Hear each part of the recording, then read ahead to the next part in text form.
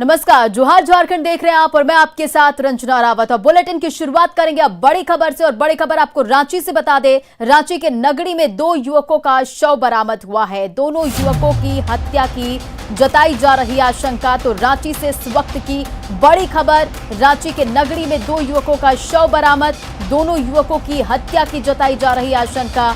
युवकों की लाठी डंडे से पीटकर हत्या की आशंका।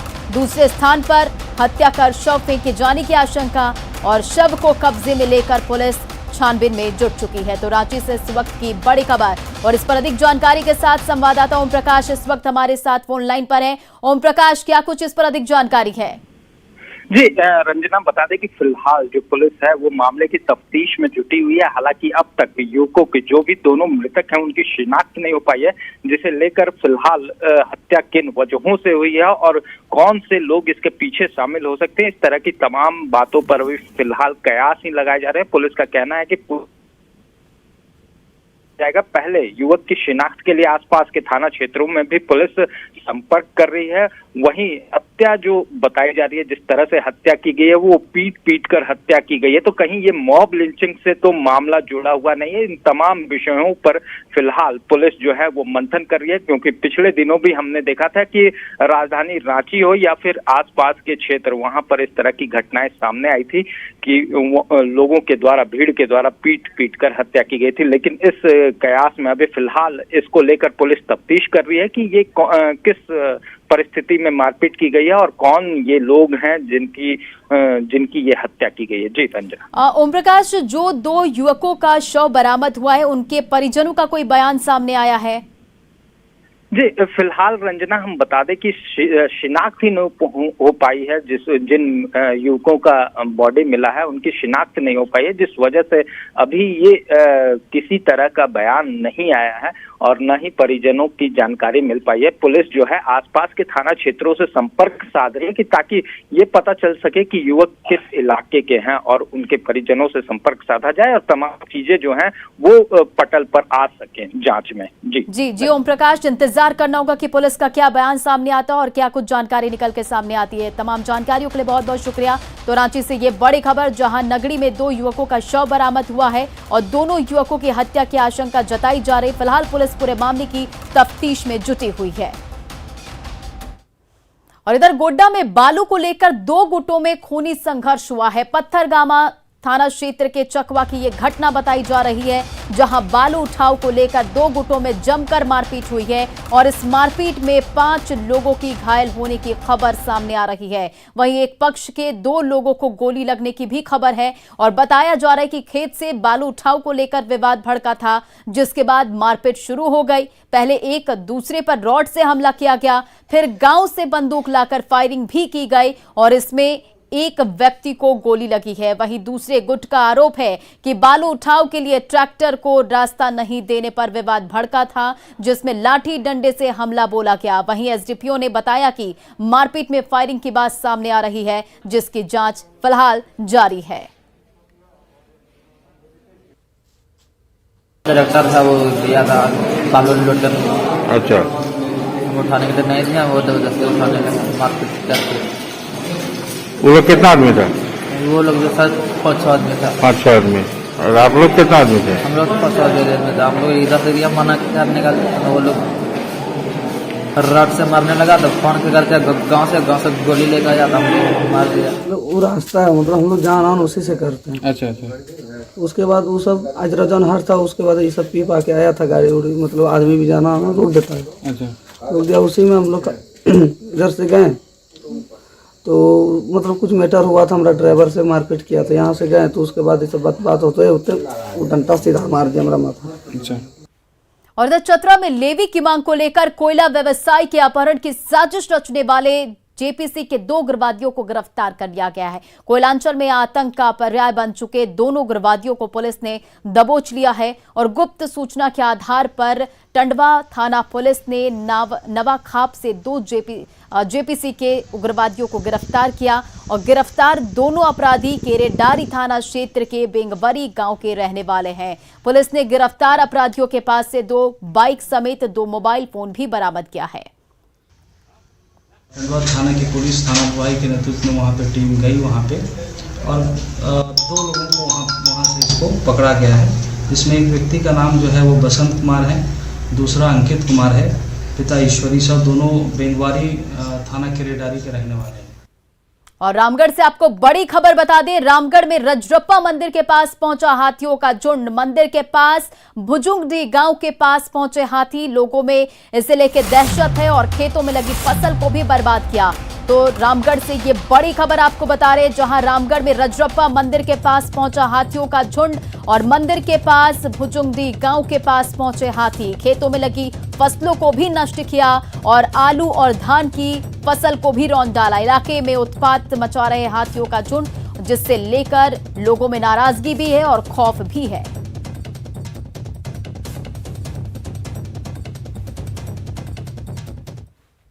झारखंड में पेट्रोल डीजल की कीमत पर राजनीति तेज हो गई है। केंद्र सरकार ने दिवाली के मौके पर देशवासियों को बड़ा तोहफा देते हुए पेट्रोल डीजल के एक्साइज ड्यूटी में कटौती की थी, लेकिन झारखंड में राज्य सरकार की तरफ से कोई खास राहत नहीं देने पर बीजेपी ने निशाना साधा है। बीजेपी ने राज्य सरकार पर बहाने बनाने और छूट नहीं देने का आरोप लगाया है। प्रधानमंत्री नरेंद्र मोदी जी ने पूरे देशवासियों को पेट्रोल और डीजल की कीमतों में भारी कटौती करके, टैक्स में भारी कटौती करके दीपावली का एक तोहफा दिया है। और राज्य सरकार आज भी बहाने खोज रही है और सारा दोषारोपण केंद्र पर कर रही है। देखिए, जब हमारे रघुवर दास जी के नेतृत्व वाली सरकार थी तो उस समय हम लोगों ने पेट्रोल और डीजल पे 2 रुपए प्रति लीटर की रियायत दी थी वैट में। इस सरकार ने आते ही उस रियायत को वापस ले लिया, लेकिन राज्य सरकार अपने हिस्से का जो वैट का कंपोनेंट है उसको कम नहीं कर रही है। तो वहीं कांग्रेस ने झारखंड में अपनी ही सरकार से पेट्रोल डीजल की कीमत में जनता को और राहत देने की मांग की है और कांग्रेस ने हेमंत सरकार से पेट्रोल डीजल में सेस की कटौती की मांग की है। इस पे संजीदा है और हम बहुत जल्द झारखंड में भी पेट्रोल और डीजल के दामों में कमी हो, इसके लिए माननीय मुख्यमंत्री महोदय से भी मांग करते हैं और सरकार इस पर निर्णय भी बहुत जल्द ले लेगी। कुल संजीदापूर्ण होकर के राज्य में पेट्रोल और डीजल के सेस में कमी करने की दिशा में पहल करें।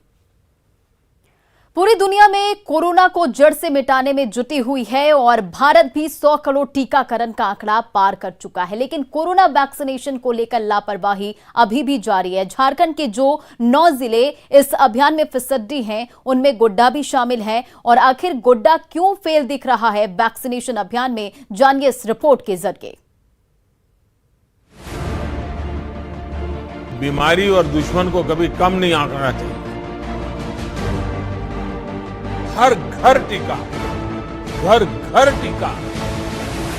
3 नवंबर का दिन प्रधानमंत्री नरेंद्र मोदी ने देश के ऐसे 48 जिले जहां कोरोना की वैक्सीनेशन कम हुई है, वहां के अधिकारियों को वैक्सीनेशन के टिप्स दिए कि बीमारी और दुश्मन को कभी कम नहीं आंकना चाहिए। उन्हीं में से झारखंड का जिला गोड्डा भी शामिल था, जहां पीएम के साथ बैठक के बाद प्रशासन रेस तो हुआ, लेकिन हालात नहीं बदले। दरअसल गोड्डा के ठाकुरगंगटी में वैक्सीनेशन की रफ्तार बढ़ाने को लेकर पंचायत भवन को वैक्सीनेशन सेंटर बनाया गया। टीम भी पहुंची, लेकिन पंचायत भवन का ताला नहीं खुला। आखिरकार सड़क पर ही वैक्सीनेशन शुरू किया गया। परेशानी है कि पंचायत भवन कॉल किए थे, लेकिन उठाया तो बोला कि आ रहे हम लोग, तब नहीं आसरा देख कर हम लोग रोड पर टीकाकरण करने लगे, वैक्सीनेशन करने लगे। रोड पर हो रहा है, पंचायत भवन अंदर नहीं, ताला बंद है। हाँ, ताला बंद था तो हम लोग चले गए रोड पे।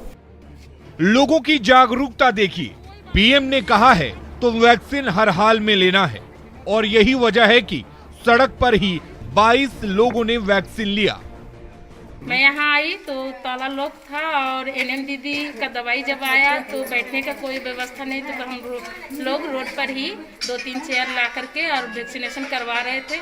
लेकिन हमारा यही है परेशानी कि अगर टीकाकरण हुआ तो लोग को 10 मिनट बैठने का कहा गया है, और लेकिन लोग बैठने का व्यवस्था नहीं होने के कारण वो लोग घर जा रहे हैं। इसके बाद कोई परेशानी होगा तो इसका रिस्क कौन लेगा।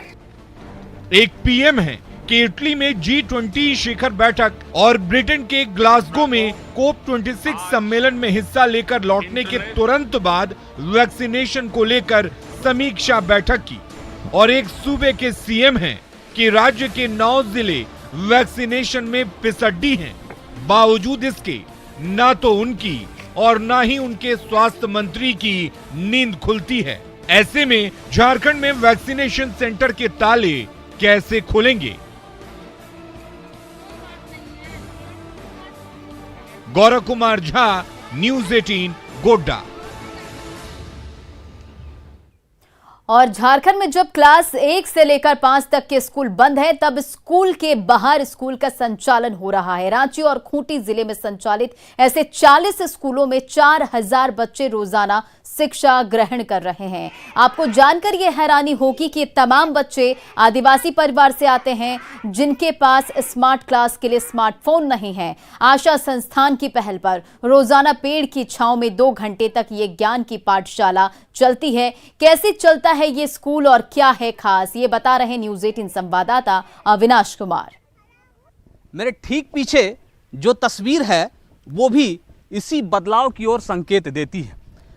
ये गांव के वैसे आदिवासी बच्चे हैं जो इस वक्त स्कूल नहीं जा रहे हैं, क्योंकि 1 to 5 तक की अगर हम बात करें तो स्कूल बंद हैं, शिक्षा व्यवस्था पूरी तरह से ठप है। लेकिन यहाँ आपको शिक्षा ग्रहण करते हुए ये आदिवासी बच्चे, गांव के बच्चे दिख जाएंगे।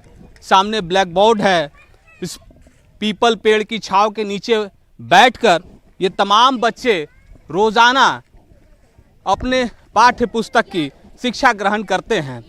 बिखरे हुए इस पीपल के पत्तों के बीच ये तमाम बच्चे इसलिए यहाँ आते हैं क्योंकि उन्हें पता है कि अगर वो रोज़ाना शिक्षा ग्रहण करने के लिए नहीं आए तो बहुत कुछ भूल जाएंगे।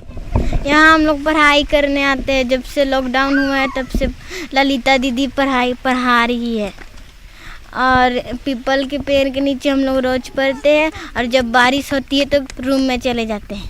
अच्छा, तो यहाँ तो जब धूप हो, बहुत ज़्यादा धूप होती होगी, ये कंसंट्रेट कर पाती हो पढ़ाई के समय में? थोड़ा थोड़ा कर लेते हैं।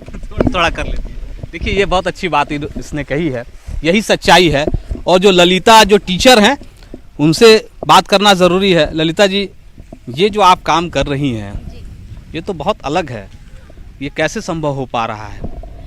जी, हम लोग सुबह सुबह पीपल के नीचे पढ़ाते हैं बच्चों को, और बारिश के मौसम में घर के अंदर पढ़ाते हैं सब बच्चों को। अभी लॉकडाउन के कारण बच्चे नहीं पढ़ पा रहे हैं, तो मेरे पास बहुत बच्चे अच्छा से कर पा रहे हैं, वरना गांव में ऐसी किसी के पास फ़ोन नहीं है तो बच्चे कर नहीं पा रहे हैं अच्छा से। इस वक्त अगर हम रांची और खूंटी की बात करें तो तकरीबन ऐसे छोटे छोटे स्कूल, जो कहीं पेड़ की छांव की बात करें, कहीं किसी चौताल पर बात करें, किसी सामुदायिक भवन में बात करें, 40 ऐसे स्कूल चल रहे हैं और वहाँ 4000 से ज़्यादा बच्चे पढ़ रहे हैं। क्या अजय जी, मैंने सही कहा? और ये कैसे आप संभव कर पा रहे हैं? असल में पिछले 2 सालों से स्कूल्स बंद है। आप अगर देखिए तो 2000 मार्च के बाद से ही बंद है, और हम लोग खूंटी और रांची 2 ज़िले में तकरीबन 40 जगह पाठशाला चला रहे हैं। हम लोगों ने सोचा कि स्कूल बंद है तो बच्चे की पढ़ाई एकदम रुक सा गया हुआ है। तो 40 जगह हम लोग प्लान किए, और हमारे जो मेंटर्स है, जो वॉलंटियर है, उनका हम लोग सिलेक्शन किए। फिर उनकी हम लोग 5 दिन का ट्रेनिंग भी किए कि आप बच्चों को शुरुआती दौर में कैसे पढ़ाएंगे। तो हमारे आशा सेंटर में हम लोग, रांची आशा सेंटर में हम लोग उनको ला के ट्रेनिंग किए, और 40 जगह पाठशाला शुरू किए। 40 मेंटर्स हमारे इसको पढ़ाते हैं। तकरीबन 2 से 3, कहीं 3 शिफ्ट में चलता है, कहीं 2 शिफ्ट में चलता है। तो और करीब 4000 बच्चे पढ़ते हैं, और सारे ट्राइबल बच्चे हैं। ऑनलाइन क्लास भी तो चल रहा है, लेकिन बच्चे गरीब हैं, उनके पास मोबाइल अवेलेबल नहीं है उन लोग, और उनके माँ बाप भी ऑपरेट नहीं कर सकते हैं मोबाइल, इसलिए वो लोग ऑनलाइन पढ़ाई नहीं करते हैं, घर ही पे रहते हैं। और जो सक्षम है वे ऑनलाइन पढ़ाई करते हैं। बहुत अच्छी बात इन्होंने कही है कि जो सक्षम है उनके लिए बहुत कुछ है, वो घर पर बैठकर भी पढ़ाई कर सकते हैं, उनके बच्चे मोबाइल पर ऑनलाइन क्लास में भाग ले सकते हैं।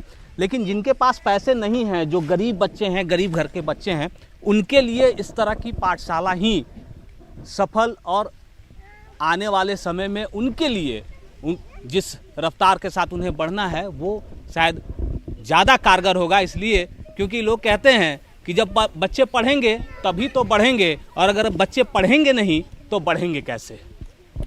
कैमरा पर्सन अमित के साथ अविनाश कुमार, न्यूज़ 18 रांची।